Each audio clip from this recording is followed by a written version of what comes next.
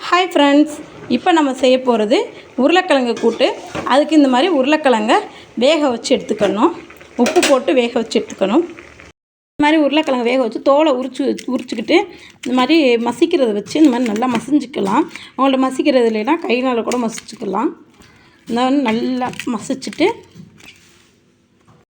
இந்த மாதிரி வடைச்சட்டி அடுப்பில் வச்சுட்டு எண்ணெய் கொஞ்சம் ஊற்றிட்டு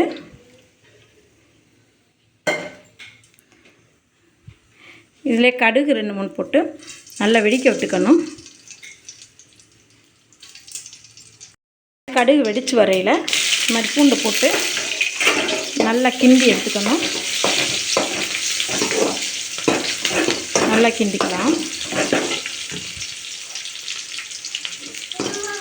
பூண்டு இதிலே நல்லா கொஞ்சம் வெந்துக்கணும். இந்த மாதிரி பூண்டு நல்லா வெந்து வரையில் இதிலே கொஞ்சம் மிளகாப்பொடி போட்டுக்கலாம். மிளகாய்த்தூள் போட்டு இந்த மாதிரி மிளகாத்தூள் போட்டு அதுலேயே இந்த உருளைக்கிழங்கு நல்லா போட்டு கிண்டிக்கணும். இந்த மாதிரி நல்லா உப்பு போட்டு மிளகாத்தூள்லாம் போட்டு நல்லா கிண்டிட்டு இந்த மாதிரி நல்லா கிண்டி எடுத்துட்டோம்னா உருளைக்கிழங்கு போட்டு ரெடி ஆயிடுச்சு. இதை சாதத்து கூட வச்சு சாப்பிட்லாம். லெமன் சாதம், தயிர் சாதம், சாம்பார் சாதம், சப்பாத்தி கூட இதெல்லாம் வச்சு சாப்பிட்டோம்னா டேஸ்ட்டாக இருக்கும்.